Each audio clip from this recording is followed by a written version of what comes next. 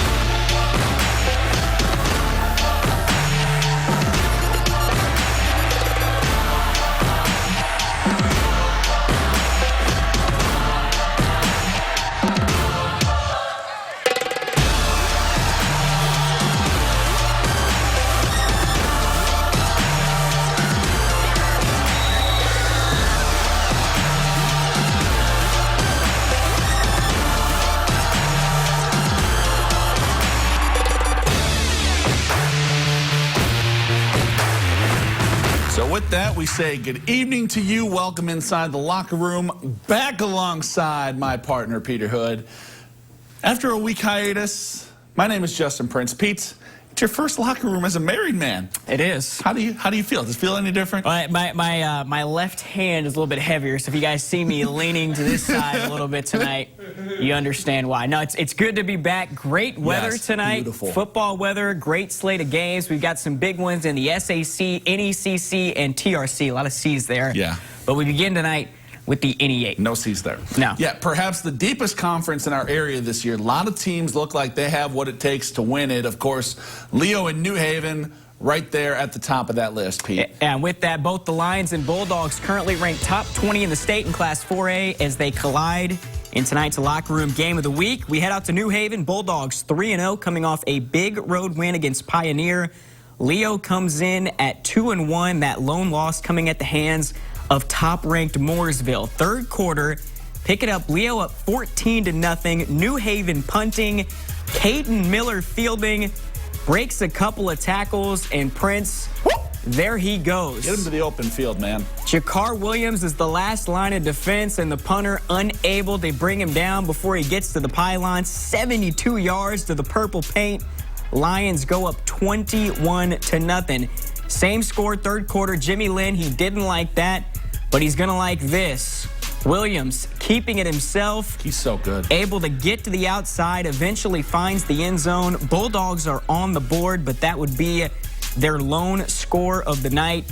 This Leo defense, Prince, they've been awfully stingy to start the season. They sure have. And that was the case again tonight. You saw Matthew Bobe on the tackle for loss there as the Lions roll to the 35-8 win in the locker room's game of the week. To Columbia City we go now. The Eagles playing host to Huntington North this evening. Pick this one up second quarter. Eagles already up big. Vikings trying to cut into that deficit. Short pass to Cam McCarver. Lowers the shoulder. Get off me. Takes it to the residents. That cuts the deficit to 17-7. But the Eagles... Coach Fox's boy's going to be doing some tackling drills on Monday. I think so. The Eagles would respond. Greg Bolt takes the snap, throws it deep. Double coverage, better pass. They got that down pretty good, though. Hunter Herron in for the catch, puts him in good position. Eagles in the red zone now, and Bolt does it himself. Hey, hit the weight room, young man. Eagles Speaking back up big. A couple possessions later, Bolt finds Garrett Geiger over the middle. Columbia City, they go on to win tonight, 45-21 all over Huntington North. All right, some other scores from the NE8. East Noble playing an out-of-conference game tonight with the Calb. Still quarantined, sitting out. They fall to a very good Penn team, 30-24 the final there. Norwell all over Belmont, 45-0. All right, off to the SAC we go. Carroll looking to move to 4-0. They're paying Northrop a visit tonight. First drive of the game for the Chargers. Carroll doing Carroll things. Jeff Becker completes to Jamison Coverstone for the first down. A few plays later, Hunter Mertz takes the handoff. He's going to plow his way in from just a couple yards out. Carroll takes a 7-0 lead. Northrop would answer. Third down and long. Keani Bates back to pass. He finds Jaden Billingsley for the big first down into Carroll territory. Later in the drive, fourth down and long now for the Bruins. They whip out the trick play, reverse to Jaden Schmenk. Finds Billingsley for the score wide open. Northrop down 1 after the missed extra point, but all Carroll from there. Ensuing touch for the Chargers. Aiden Lazoff takes the handoff, plunges in for the score. Carroll rolls 52-12. They're 4-0. Seems like they score 50 every week. It's unreal. To Walters Stadium, Homestead playing host to Bishop Dwenger tonight. Take you to the fourth quarter. Homestead up 7-0, but not for long. After this catch, the Saints are going to be just a couple yards outside the end zone. Looks like Homestead has them stopped here, but Gavin Groves not giving up. Eventually able, Vinny Fiacable and company getting that hard work done. Finds the end zone, ties the game at 7. Homestead forced to punt on the next series.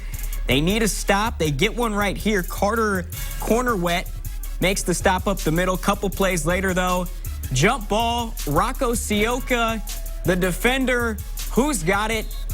I thought it was an interception. They give it to Sioka, though. It's a catch for Dwenger, and then a couple plays later, they go to Jack Tippmann inside the red zone. Dwenger retakes the lead 14-7, but Homestead comes back and wins this one in triple overtime, 35-34. Things just got interesting in the SAC. They sure did. Big game next week. We head to Chambersfield. Northside looking to rebound from their loss to Carroll last week, taking on Wayne. Legends up just 5 at half, but pulled away to start the third. Wayne punting. Legends pull off the block. They recover. They take over with a short field, and they'd make the most of it. Hassan Lambert takes the handoff, gets a little space, but check out the end of this run. Look at that late push. You saw it in Dwenger. You got to give some love to the big hogs. Pushes Lambert. I know in. You love that. I do. Northside goes up 27-16. Well, things never got better from there. Special teams trouble for Wayne once again. They fake the punt. They fumble. Lambert recovers, refusing to go down. And look at this. Arion McCarter right there plucks it out of the pile. Just stripped his teammate. He's going to find his way to the end zone. Possible play of the night, maybe. Just how they drew it up. We may find out. Legends go up 35-16. They cruise to a 49-22. I like that play call from Coach Brevard there. Exactly what he wanted. We head to Zollner Stadium. Concordia taking on Lours. Look who's back. Brandon Davis back in the saddle at quarterback for the Cadets, and he was big tonight. Late first quarter. Concordia already up 21. That's Amir Drew on the screen. Gets big yardage. That would lead to a field goal. Concordia up 24. And they were far from done. Second quarter now. Still a 24-0 game. Davis outside finds Jace Parnan. And Parnan finds Pater. Concordia up 31. Offense came to play, but Prince, this defense is pretty mean. They sure are. Braden Payne bringing the pain here. Picks off Carson Clark. Gets a little return out of it as well. Next drive for Concordia. It's Davis again. It's Cam Johnson over the middle. And that's another score for the boys in, what is that, black tonight with the maroon. You got to love it. Concordia up 38-0 at half, and they go on to win by that final 38-0. Over at Southside tonight, a special night for one of the Archers' all-time greats on Friday. Southside Athletics retiring the number 10 jersey, which once belonged to Bernard Pollard. After an outstanding career with the green and white, Pollard went on to earn All-American honors at Purdue before playing 9 seasons in the NFL. He helped lead the Baltimore Ravens to a Super Bowl championship in 2013, and now you can add this accomplishment to the list as well. This is awesome, truly a blessing.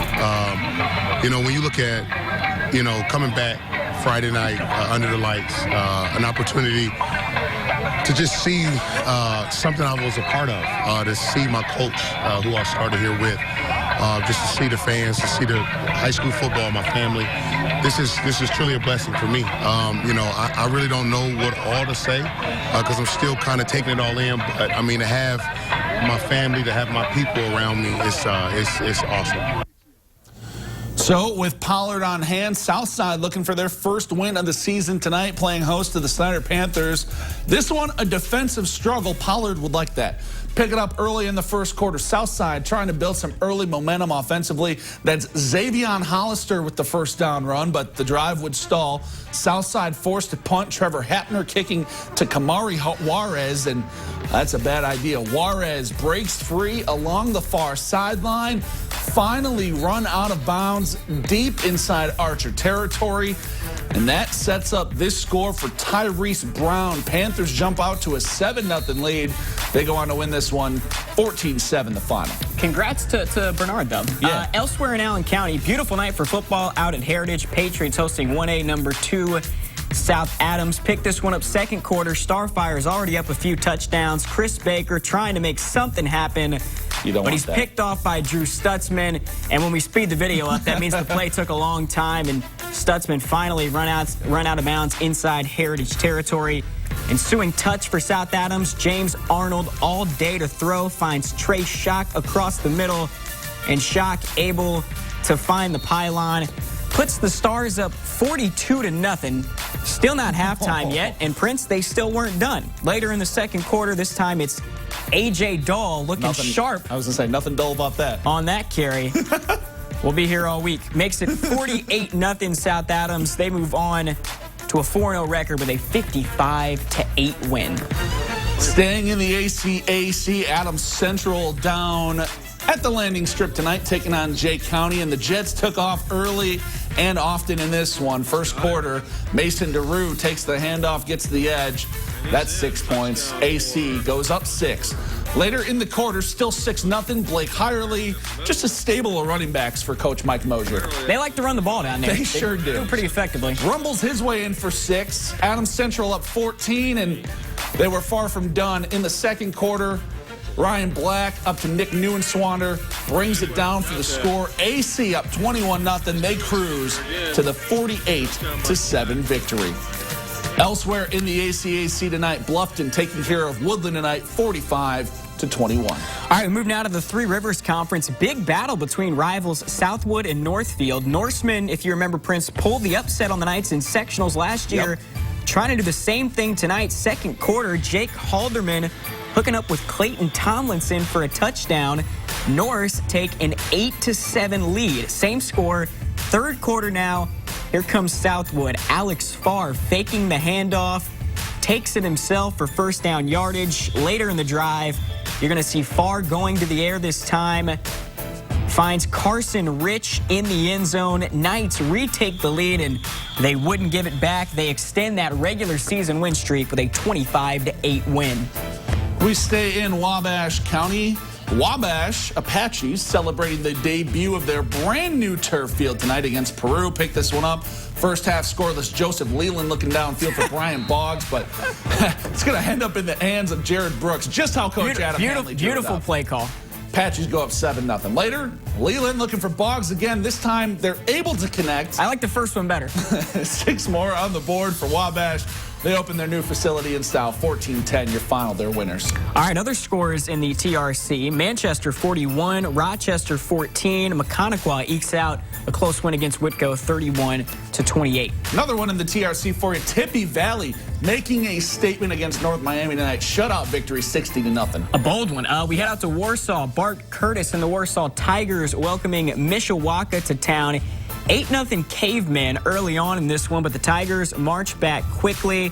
Long drive capped off by a toss to Patrick Zollinger, who finds the end zone. Makes it 8-6, so Warsaw's within 2. Cavemen trying to keep the pressure on their next possession. Justin Fisher sneaks it in for a score. The lead is back to 10. Later, Warsaw driving down the field. You're going to see Juan Antonio Jaramillo rumbling in for the score. There's a lot of scoring in this one. Tigers come back to win 40-32. Out at Jake Field, Concord hosting Wawasee this evening. The Minutemen get on the board early. Opening drive, they give it to Will Odiambo, and he plows his way over the goal line. Concord up 7. Wawasee would answer late in the quarter. Warrior ball at midfield. Parker Young looking deep over the middle. He's got Zach Smith behind the defense. Smith's got himself a TD. We're all tied at 7 after 1. Concord, they take the lead back in the second. Hunter Dutton shows off his arm, threads the needle over the middle to Brendan Stockman. Minutemen back on top, 14-7. Concord was leading this one, 21-7 in the third quarter. And then, yeah, this is not the video going bad. The lights went out at Jake Field. Apparently a transformer catching fire. They will resume the game tomorrow. Concord leads this one 21-7. Everyone go home. It's past your bedtime. To the NECC we go. A battle in the small school division between defending champ Eastside and Busco in Butler. Second quarter, no score yet in this one, but that's about to change, Prince. Laban Davis pushes his way in from a couple yards out. Eastside, whoa, those jerseys. I just looked up. The all yellow. What is this, the NFL color rush? Eastside takes a 6-0 lead. Later in the quarter, Davis to Lane, Burns in the flat, and Burns, Prince, he's going to do the rest. This kid is fun to watch. He sure is. Takes it all the way in for the score. Eastside goes up 12 at half, and then in the third, they add some insurance. Davis to Tanner Huff. 6 more. Blazers go up 19-0. They go on to win 26-0, your final. Elsewhere in the NECC this evening, Angola, fresh off of some quarantine, taking care of West Noble. Well rested. 41-0. Fairfield takes care of Fremont 37-6. Central Noble, Coach Kilgore and the boys off to a pretty good start. 27-0 winners over Prairie Heights. And Garrett gets a W over Lakeland tonight, 39-18. And it's the Stinger, so you know what that means. Play of the night time, and we had some options tonight. We did, but we're going to take you back to Chambers Field, the old, just how Coach Mike Brevard drew it up. You can't do it any better than this. The fumble on the punt, they return it. Arion McCarter strips his own teammate. He's going to take it in for the score. And not only that, he breaks a tackle, too, to get in for the score. And when you get a defensive touchdown, you got to get the chain. Now you're a former football player, and obviously, so you're familiar with the whole process. After the game, you go back, you watch film, you grade out each play. How does that play get graded right there? You're going to give extra effort credit for that one because, I mean, first off, you force the fumble on the punt. Yeah. You then go. I mean. You refuse to go down. All right. And then you get a touchdown. You get a touchdown out of it. Like you said, just how Coach Brevard drew it up. Well done, Coach. Yeah, absolutely. Well done.